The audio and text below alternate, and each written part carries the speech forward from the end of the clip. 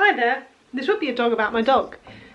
This would be a video about my dog, but she's sat here. Phew. Her breath stinks. So this is a video called My Furry Friends Tag, and it is going to be about Keeva. Yes, Keeva! It's not that many questions, but I thought I would just do this video just because a lot of the past videos we've done have been very Ellis focused or very household focused, and obviously Keeva is part of the household, but she doesn't get as much limelight anymore, do you? I know, hard life. Anyway, without further ado, here we are. First question, name. Well, her name is Keeva, but that's a nickname. Keeva is spelt K-E-E-V-A, and it's the female version of the name Kevin, because that's your name, isn't it? Kevin. So her full name is Kevin Louisiana Smith, because Kevin is the name of the bird in Up, and Up is mine and Sean's favourite Disney Pixar film. Well, greyhounds in general kind of look quite boyish, just because of, you know, how they are, and because she's quite tall and gangly, she's quite bird-like. So we thought Kevin would be a good name for her, but obviously to make life easier for us and for us, is that we thought we'd give her a girl nickname, just because if we said her name was Kevin, everyone would think she was a boy, and you're not a boy, you're a girl. Kevin's a girl, get it? Quote from Up. And then Louisiana is her middle name, which I used to have a hamster whose name was Winifred Louisiana Smith, but she unfortunately passed away in 2016, so Winifred, Winnie, the hamster, never got to meet you, but she's your big sister, isn't she? And so I thought we'd carry on the name Louisiana. You got something in your eye? Dogs are weird, why does that not bother you?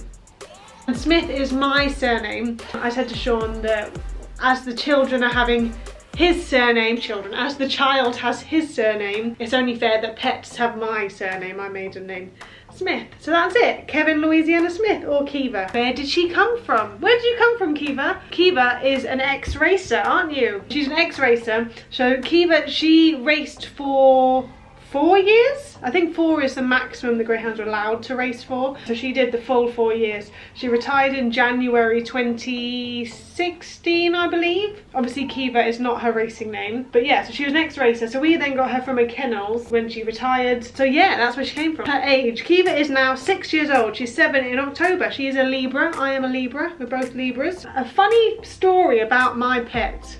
Well, the first day we got Keeva, we were told, because obviously ex-racers are only used to ever living in kennels, they have never lived in a house before, we were told when you first get your greyhound to leave the house, just so they understand you're not going to be there forever. So, you know, we're not always going to be around 24 hours a day, even though now in the lockdown we are. But yeah, just to get them used to being left alone. And so basically the sort of thing is you leave the house sort of 10 minutes after the dogs arrived. You only leave for like 5 minutes and then you come back, and then you extend that amount of time so they don't get worried you're never returning. So we left the house, just me and Sean, because Ellis didn't exist at this point. Just me and Sean left the house. We came back and somehow she had managed to jump up on the front door and put the latch down. So we were locked out of our house. I think we do have a vlog up, which I must have uploaded obviously 2 years ago now. So I'm a little bit shaky at the minute and red. Do you know why? So me and Sean went out for 10 minutes. Get her used to us not being in the house. So we put a washing line here to stop her from rushing out behind us and in front of us. What we didn't accommodate for was the fact that she would push this down. So we couldn't open the door from the outside. So we couldn't open the door. I was like, right, we were like stuck outside. Obviously, one set of neighbours don't particularly like us because obviously we complained about the loud music. Our other set of neighbours weren't opening their front door, and we were like, God, help us. We've left this dog alone for the first time ever, and we're locked out. She's got a muzzle on in case she chews anything. This is a disaster.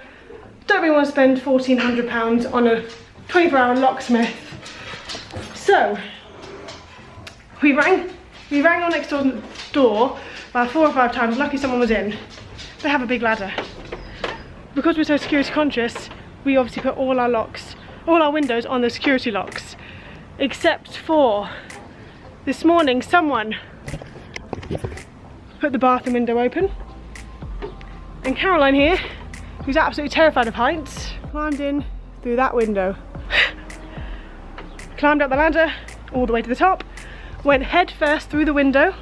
So you're a bit of a tricky one. You locked us out, didn't you? First day, within the first 20 minutes, we were already creating stories. Scariest moment, well there's two here. One of them is not so good. The first one is quite a funny one, although I was on maternity leave, so I was 9 months pregnant. I just started my maternity leave and I was putting some washing out in the garden and I saw a squirrel walk by, and obviously Keeva's next racer, so she's been trained to chase small furry things. She's not been too bad, but cats and squirrels are her nemesis. Obviously any dog will generally chase an intruder in their own garden, but obviously greyhounds are more likely to catch them. I was there minding my own business, putting out the washing, and a squirrel just ran by over the back of our shed. And I don't know where she came from, but Keeva just came charging from the house. She just came from nowhere and just ran down to the bottom of the garden. And I just thought, I know there's a bit of a scuffle, but I just assumed the squirrel had got away. Well, the next thing I see is Keeva rustling around, and she's turning around, walking back towards the house with this squirrel in her mouth. And the squirrel is alive, it's sort of like wrapped around her face, screeching. I'm, like I said, 9 to 10 months pregnant at this time. I screamed.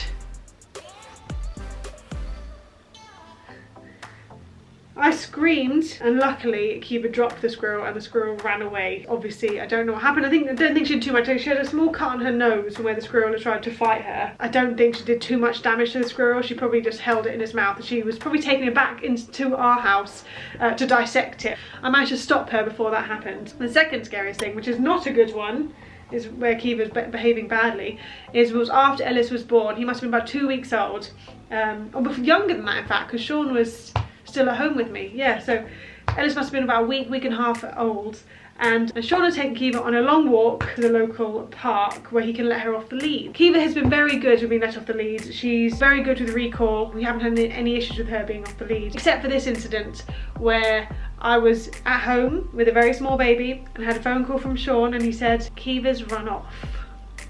And I was just like, oh no. What are we gonna do? She just disappeared into the abyss. Obviously she's chipped and she has a collar on with all our details and stuff, but even so, that's not what you want. So I was there with the baby thinking I'm gonna have to get dressed and like try and wander the streets with Sean to try and find this dog. She just disappeared. And then all of a sudden I had a ring on my doorbell. I opened the door and Keeva comes charging in. And a woman and her son, who are obviously on the school run, she said this dog was just waiting outside your door. Obviously it was good that it was my dog, because imagine if it wasn't my dog.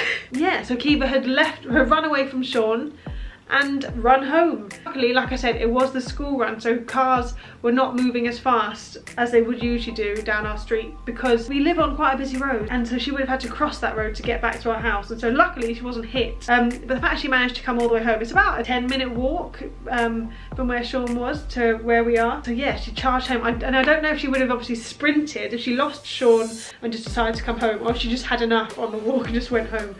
So from that moment onwards, she's not been off the lead since. The worst thing she's ever done, a disgusting story. When we first got her, she's not so bad anymore, when we first got her, would eat everything food-wise, thankfully nothing inedible like sofas. She would eat all the food, obsessed with food, completely food motivated. I mean, she still is food motivated, but not as much so.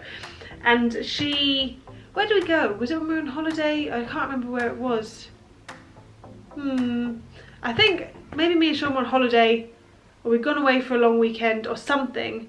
Again, this is before we had Ellis, and my parents were looking after her, and Keeva got into a bag of fertiliser and ate a whole bag of fertiliser and ate a whole bag of mealworms, bird food, mealworms. Yeah, and she had an upset stomach. In the end, I had to take her to the vet to see if he could like help her out, because she had a lot of disgusting accidents inside after that.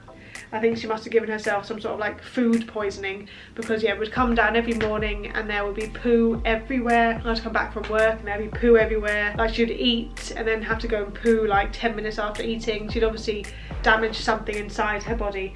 Now she's fine, thank God, because it was disgusting. Even though she lived in a kennel for so long, she's been very clean in the house, apart from a few occasions, but she's been very clean in the house. And so that was gross. We had to lay newspaper everywhere. It was horrible. And what tricks can she do? Well, they say that greyhounds can't be trained, those people are wrong when it comes to Keeva. Because Keeva is so food motivated, she has learned a few tricks and I'll show them to you now. Keeva.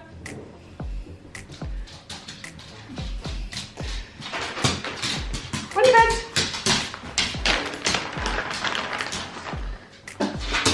Twist. Good job. Keeva, snooze. Good job.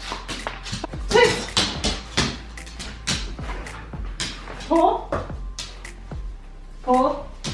Another paw. Good job. So that is it. That is the furry friends tag. If you have a furry friend or a scaly friend, is that a reptile, or a fish, if you have a pet, feel free to do this tag too. Let me know you've done it if you do it, because seeing pets makes me very happy. I love other people's puppies and kittens and other animals you may live with. So yeah, thanks so much for watching and I'll see you next time. Goodbye.